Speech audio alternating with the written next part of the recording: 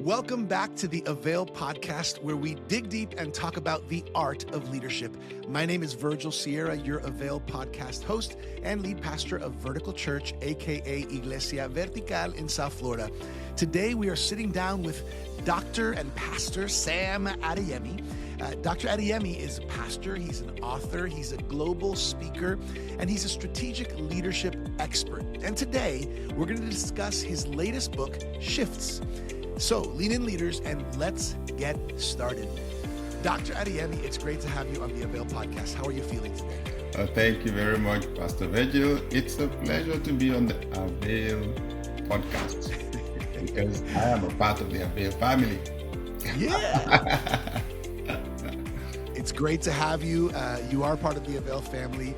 I can't wait for the AVAIL audience to lean in. Maybe if they don't know you yet, get to know you here. And for those who know you, get to hear from you. We are going to talk about your book, Shifts, 6 Steps to Transform Your Mindset and Elevate Your Leadership. Before we jump into that conversation, let our AVAIL audience know a little bit about yourself. Thank you so much. So my name is Sam Adeyemi. I was born and raised in Nigeria. And in Nigeria, I played dual roles. First, I'm well known for a broadcast that I run on radio and TV called Success Power, where I teach basic principles for success and leadership. And then I'm also known for the church that my wife and I founded 30 years ago. It's called Daystar Christian Center, has about 40,000 members. And aside from that, I'm also a leadership coach, right? A strategic leadership coach. So I have a calling and a passion for leadership because I believe that's the highest level of success. You empower other people to succeed. So even though I started my training in engineering, but then my postgraduate degrees, including the Doctor of Strategic Leadership, is in leadership. So I'm a leadership consultant and coach to high-level leaders. I love that. That's why I like you already, because I love leadership. I love coaching. I love everything that Dr. Sam Chan talks about as well, which, this is awesome. Dr. Adeyemi, I'm excited to talk about your book. Obviously, when you write a book, it's because something was in you that you wanted to get out. So God gave you a message and you feel the responsibility of getting it out. So let's talk about your book, Shifts, 6 Steps to Transform Your Mindset and Elevate Your Leadership. Tell us a little bit about what inspired this book. Thank you so much.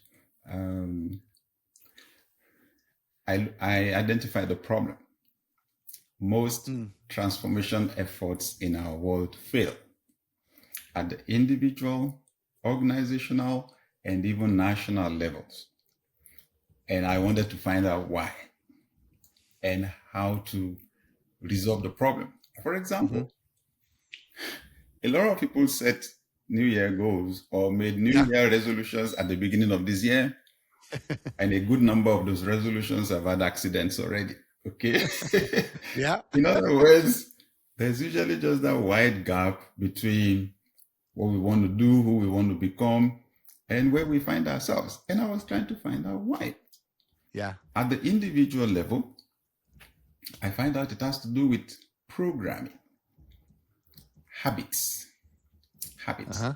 right? So the experts say when the human mind encounters a new scenario, it goes into action trying to analyze the problem and to proffer solutions, tests the solutions, find what works, then begins to repeat that. And once it becomes routine, the mind just pushes it down to the subconscious mind, they call it, which in biblical language, that is heart. And once it gets in there, it puts us on autopilot. It becomes what they call second nature or habit. Now, what we found out is when you set a goal that you want to achieve, if the goal is not in alignment with the programming is so powerful, it overrides the new goal. So when we set goals, most people don't go down to change the programming to make the new goal achievable. Right. Group habit is what we call culture. Now, many years ago, I read a book titled The Culture Code by Dr. Sam Chand. By the way, Dr. Chand is my very good friend, right? Yeah. And I learned a lot from him. So so group habits, group programming, let me say programming is culture. Mm-hmm. And then the experts also found out you can bring in consultants, you can set fantastic goals for your organization. If the programming does not agree with the goals you set, the programming will override the new goals. Uh-huh. That's why I wrote Shifts, because I read in the Bible from King Solomon, Proverbs 4:23, keep your heart with all diligence. Out of it are the issues of life. Just confirms the power of the programming. Yeah. So, and I had Pastor Rick Warren say the heart of the matter is a matter of the heart. The major program between one person and the other, between the wealthy and the not wealthy, the successful and not successful, is heart. Jesus Christ confirmed it. Matthew 12:35, he said, especially in the Amplified version of the Bible, he said, a good man from the storehouse of his heart flings out good things. And an evil man from the storehouse of his heart flings out evil things. I thought, oh my God, we fling everything out from the heart. And he's just simply saying that programming is predicting your life. How do I change my heart? That is what Shifts is about. Because I found out the people that control our world, they control the platforms that program people.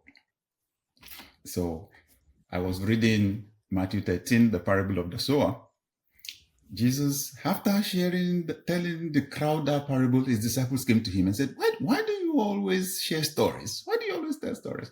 And he said in Matthew 13:15, now, you won't find this in the book, but I can share this here for leaders, especially who are faith-based, because I wrote the book to be able to, for them to use in colleges and everywhere.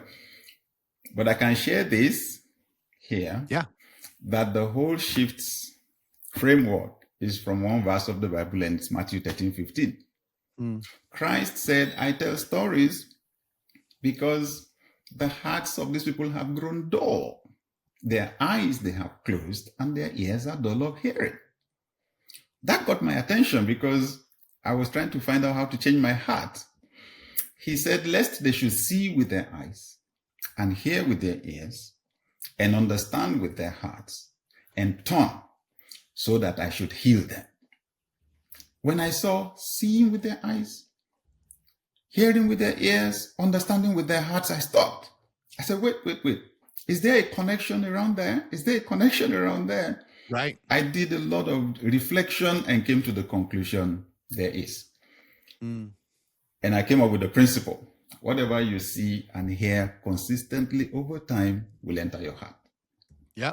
And once it goes in there, it will put your life on autopilot. I was so excited the day I got that insight.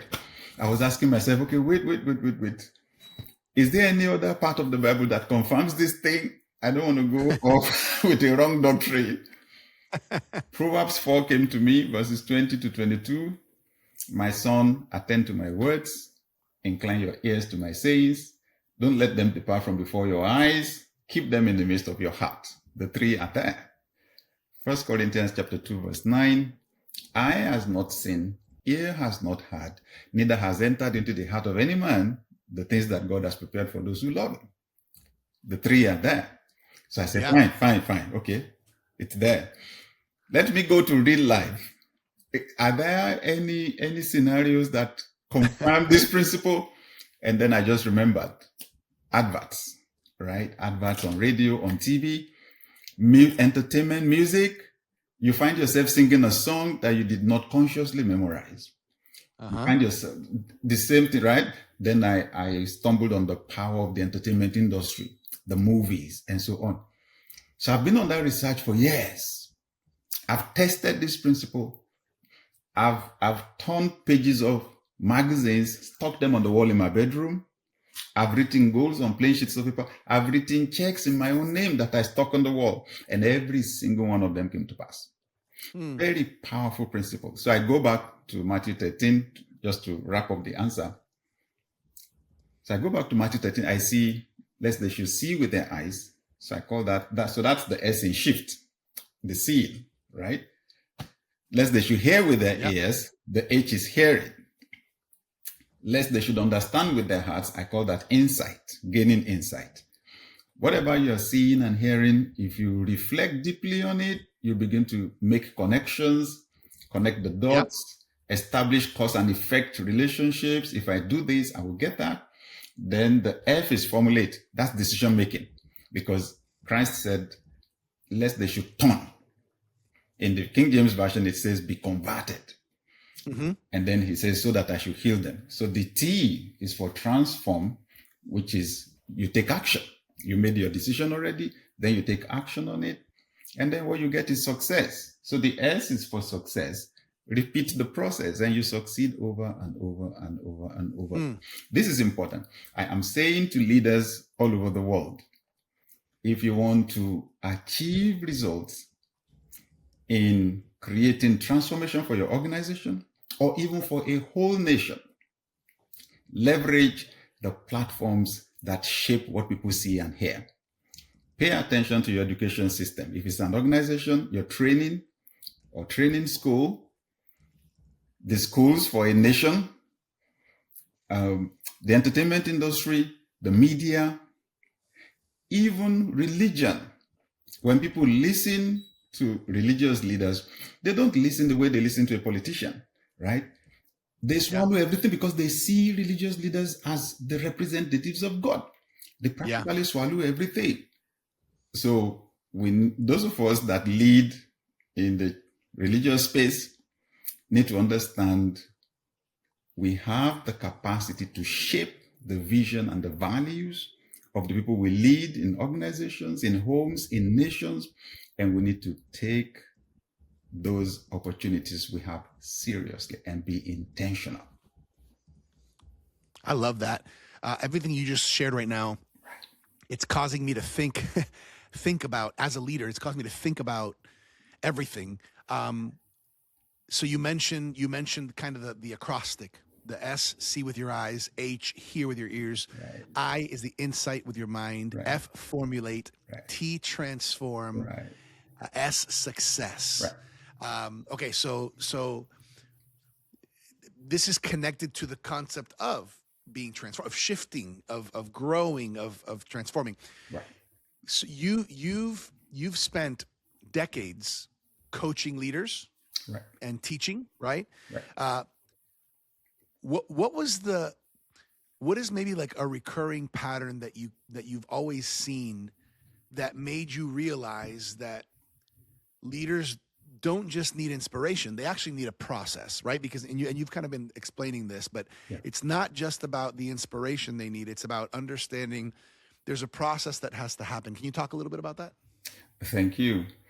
So I found scenarios where I attended the same conferences as some of the leaders. I read the same book that other leaders read, but we did not produce the same results. Right. I listened to the same sermons or lectures that people listen to. We did not produce the same results. So I was trying to find out why. And I just got to realize it's because it doesn't go deep enough. The change doesn't go deep enough. Some just get excited, and then they take the material they got from a conference, they run back to their organization. When it comes to execution, just looking at the faces of the people, of their people, they begin to experience resistance. Right. And they don't know how to deal with it. And the excitement of the conference wears off within 2 to 3 weeks. And everything returns back to where it was before. So I then looked at the way I deal with it and noticed if a book is really holds some powerful insights for me that will help, I don't read it only once, right? I run through first, I mark where the insights are. Then I come back and I write out, I develop an action plan, right? I read through the book, develop an action plan. And then I discuss with my team. In fact, sometimes I buy copies of the book for every member of my team, right? Read it.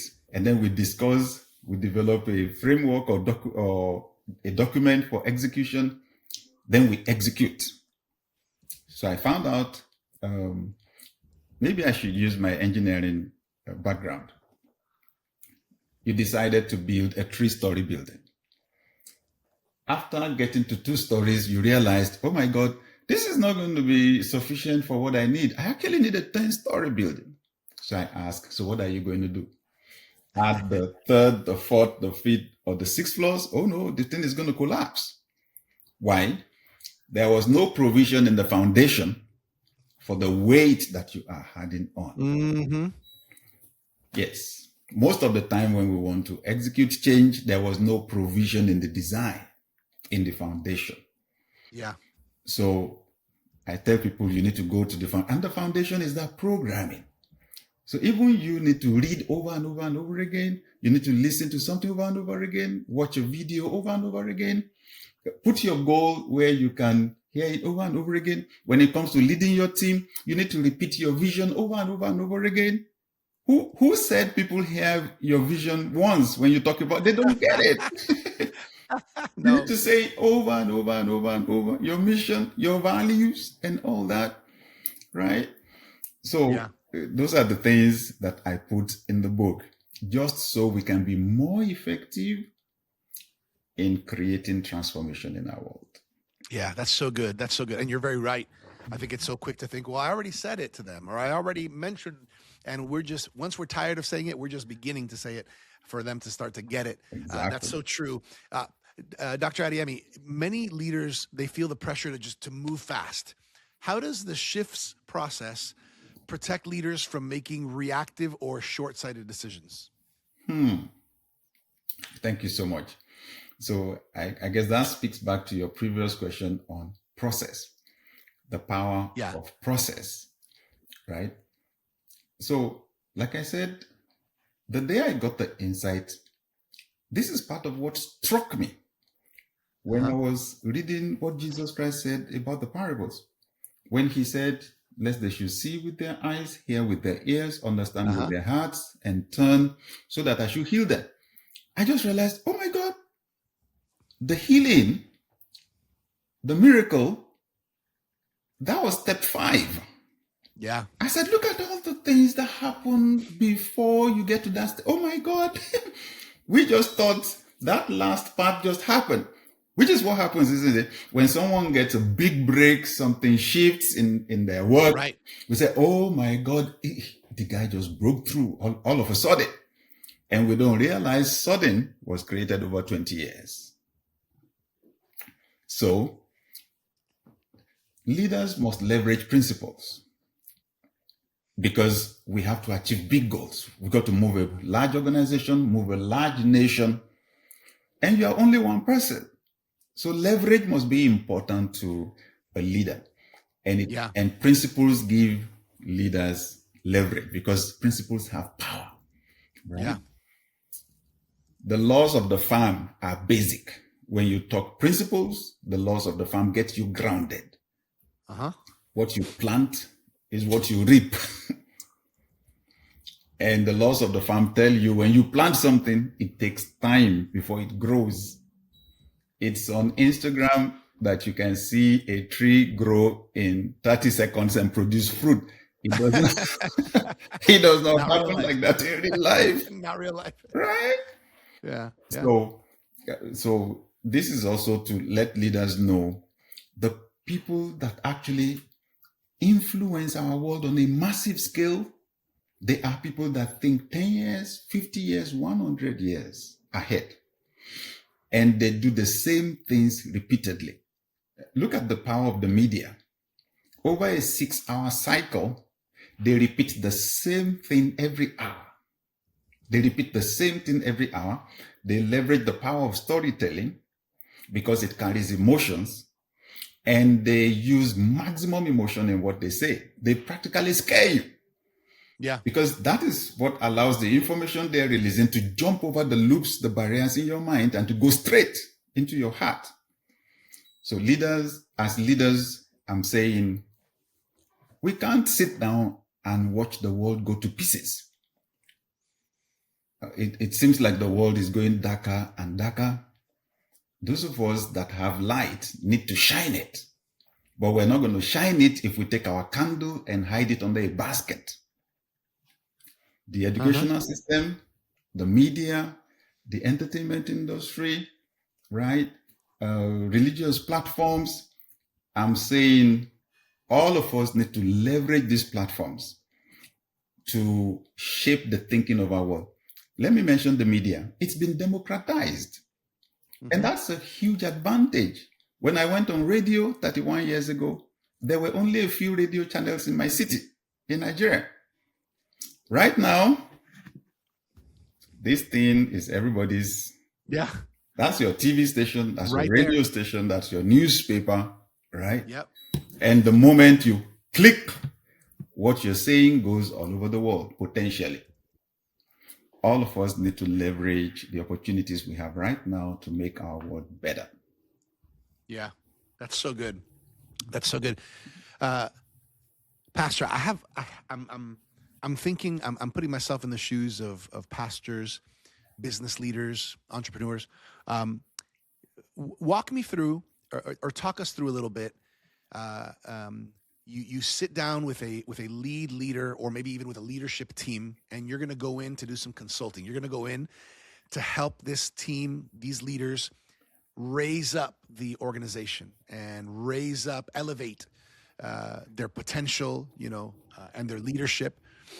What are some of the things that you are where are some of the places where you begin with a team or with a leader? What, considering all of this shifts, what are some of the things that you begin to, the questions you begin to ask, the things you want to observe, where you start, maybe in a lot of cases we have to address these things first. Right. Thank you. Because the first thing is, I want to ask them where they want to go, right? 1 year from now, where do you see yourself? Where do you see your organization? 3 to 5 years from now, where do you want to go? And then I ask, why do you want to go there?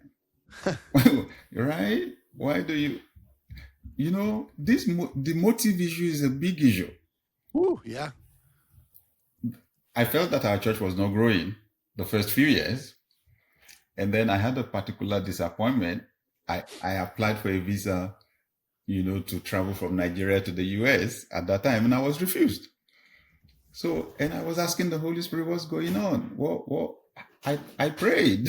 I thought it was time. Yeah. And he said, well, I want you to pay attention to this church and to grow it first. And I said, oh, wow. I said, but the church refused to grow. It's not growing, right? What do we do? Because the Bible said, you add to the church daily those that were being saved. Why are you not bringing people? Yeah. And he asked me a question, why do you want the church to grow? I was stunned. I thought God and I were on the same page, that we wanted the church to grow. He was asking me. So I didn't say anything, because when God asks you a question, it's not because he doesn't know the answer. He usually just wants to confront you with your foolishness a little bit. I felt that something was coming for me. Yeah. And the Holy Spirit said, I know why you want the church to grow. You want to be more comfortable. You know that the bigger the church is, the more finances and resources you have, and the more comfortable you will be. He said, that's not why I want the church to grow. I did not set up that church for you. I set it up because of those people I sent to you. And until you help them to succeed, you won't find the definition of success for your ministry. So, and honestly, that day, I had to admit it was true. I had suffered enough in my life. I wanted the church to grow big, and I wanted to be more comfortable. Yeah. And that day, I did a little heart shift. And I took the focus from myself and put it on the people. And asked myself, okay, by the way, what are their challenges? What do they need? How can I help them? And it shifted, my preaching shifted everything altogether. And then the growth came. It was boom, right? So I'll ask where they want to go, why they want to go there. And then we can now get into the techniques, the technical aspects.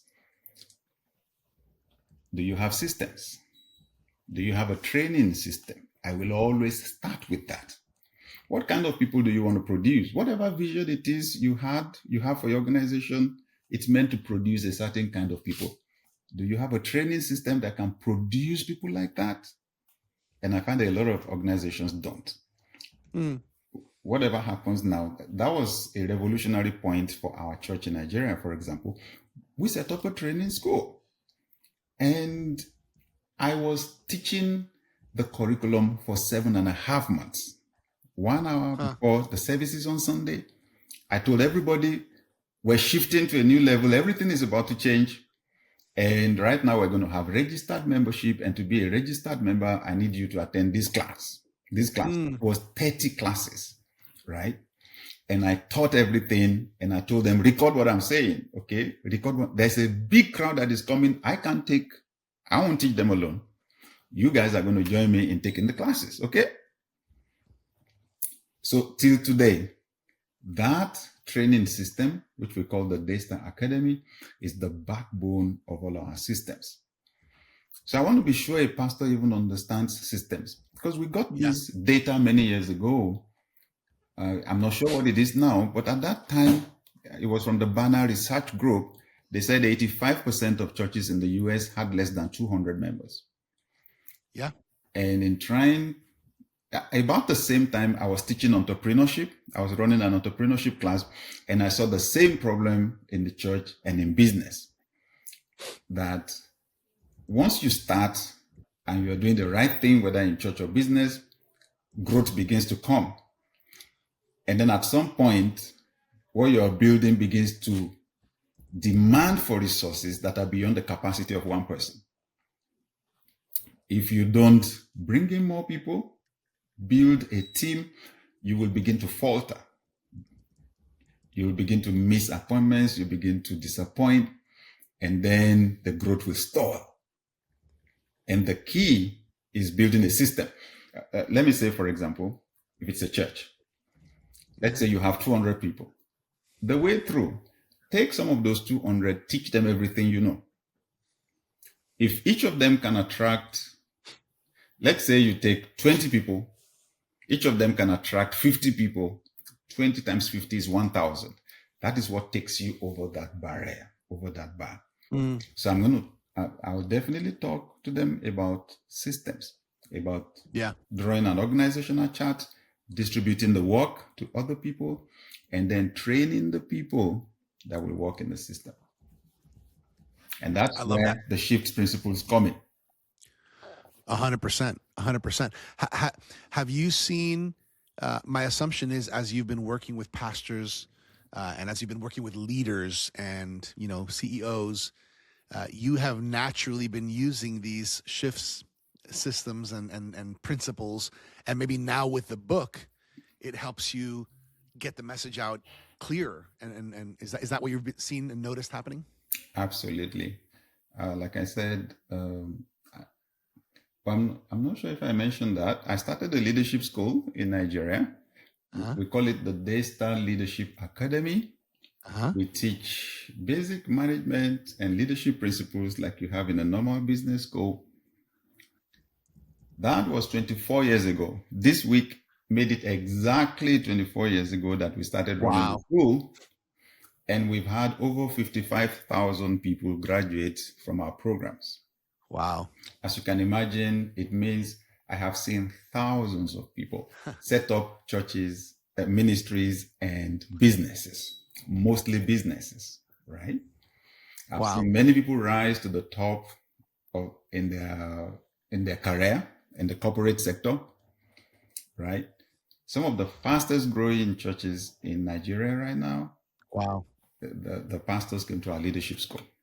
Okay. So I have seen Beautiful. A lot of lives changed, organizations started from scratch, because some of the courses that we run, for example, there's entrepreneurship, it's a course. Systems development is a course. Organizational growth is a course that I take myself, right? building an building an excellence-oriented organization. That's a course, right? Financial management is a course, right? So I've seen literally thousands of organizations grow. I love that. I would love, Dr. Adeyemi, we're getting towards the final stretch of the podcast. I would love for our Avail audience to know how they can find out more, how they can get the book, how they can find out more about the resources that you offer and all of this. Where can they go? Thank you very much. So my website is samadeyemi.com. It's my name, SAMADEYEMI.com. My social media, I'm big on social media. I'm on Instagram, I'm on X, I'm on Facebook, I'm on LinkedIn, and I'm big on all of those platforms. If you just type my name, Sam Adeyemi, you will likely see my account come up. And this book turns out to be the first book I wrote that was published by a major publisher. And I got a check before I even started writing the book. So it was published by Wiley, and it's available on all the major retailers: Walmart, Target, Barnes and Noble, Amazon. Yeah. The audio book is also available on all the platforms that sell audiobooks all over the world. The major bookshops around the world, they carry this book. And I'm assuming if a leader says, "Man, I want Sam to come help me in my business or come help me with my church," they could reach out through samadeyemi.com, correct? Absolutely. Find you there. Absolutely. Yeah, and even speaking, because there's so many conferences and leadership events where people are looking for, how can I bring some of the best in the world to help teach and equip leaders. Thank you very much. I do this all around the world. Nothing gives me more joy than advising leaders, because they carry heavy weight. The decisions they make carry a lot of weight. And I just found out that people say that when I advise, they get a lot of clarity. Yeah. They say that I tend to undervalue the value of that clarity, but that sometimes it can save people years. Yeah, that's great. I want to mention Dr. Adeyemi is also a contributor to our AVAIL journals. You've been in our AVAIL journal, and you are a regular contributor. I want to mention, if you're watching or listening to this podcast and you are not yet receiving the AVAIL journal, go to availjournal.com. Try our free trial subscription. We want to help you by putting some great resources in your hands. Amazing leaders, including Dr. Adeyemi, that contribute to our AVAIL journal. I know you've seen them, you've held them, Pastor Adeyemi. This is a great material for leaders, right?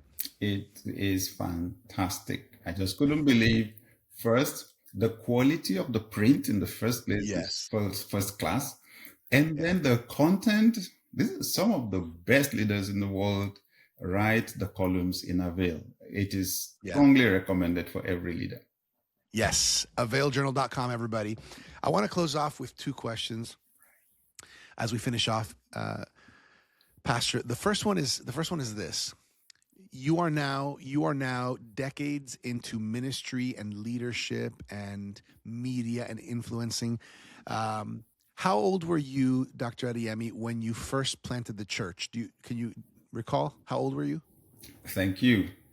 So the first church that I pastored was a branch pastor of a branch church of my church.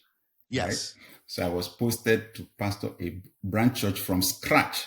I was 24. Okay. So I want to ask you a question here. Right. If you, with everything you know now in 2026, if you were to sit down and have a 2-hour coffee with 24-year-old Sam Adeyemi, what are a few lessons or principles that you would want to share with your 24-year-old self? Wow. Thank you. What a question. Okay. Yes, I would say, first, pray a lot. pray, Lord, that as a leader, you're making a lot of sensitive decisions. Those decisions affect your life, affect the lives of a lot of people. And you better understand, as much as God is interested in people, Satan also is. Yes. Right? So if you're going to help improve the lives of thousands of people, that's a lot of spiritual warfare. Pray. Your decisions are sensitive. Sometimes people are going to give you advice, and the advice is going to sound so good, yet it's straight from hell, right? Yeah. There's a reason why Jesus looked at his favorite disciple, Peter, and shouted, "Get thee behind me, Satan." And he said, Peter wasn't the Satan, but the idea. So also, I would say prioritize people over tasks. Prioritize people. You've got to love people. So now I'm the conscientious type that likes to take my work seriously. But over time, I've come to realize people are more important than the job, right? You're going to have empathy. You're going to love people, genuinely care about them. If you are loyal to them, they will be loyal to you. They'll be willing to do anything to help you succeed. Yeah. And then, of course, I would say, continue to improve yourself. You're going to get professional competence, right? You're going to have skills. You can't use prayer to circumvent that. Leadership is a skill. It's a science and an art. Yeah. Learn it. I love that. I think to close off, the question is, what do you want to leave on the hearts of our AVAIL leaders? Thank you very much. The main thing I want to leave is everyone can lead. Everyone can lead. The idea that only few people can lead everybody else is to follow is old and expired. The definition for leadership has been detached from positions, because when you say leadership, most people in the world, their minds just go to the people at the top, especially in government. And we're telling people the discussion in leadership has moved on. Leadership is simply ability to influence one or more people to achieve goals. Wow. The key word now is influence. And when you think influence, you realize it happens at all levels and everywhere. Don't abandon your capacity for influence. Build it and then deploy it to make our world better. What a great word. Dr. Adeyemi, on behalf of our AVAIL team, Dr. Sam Chand, your friend, and Martijn van Tilborg, and our whole team at AVAIL, we just want to say we're thankful for your leadership. We honor you, and we're excited to see how God continues to use you and your book, Shifts, to help leaders all over the world. Thank you so much for having me on the AVAIL podcast, and my love to you and to everyone on the AVAIL team. Yes, sir. Hey, everybody. Thank you for joining us for this episode of the AVAIL podcast. For more leadership resources, check us out at theartofleadership.com and make sure to claim your free trial subscription of the AVAIL Journal by going to availjournal.com. As always, I'm your AVAIL podcast host, Virgil Sierra. Muchas gracias. Thank you for connecting with us to learn the art of leadership here on the AVAIL podcast.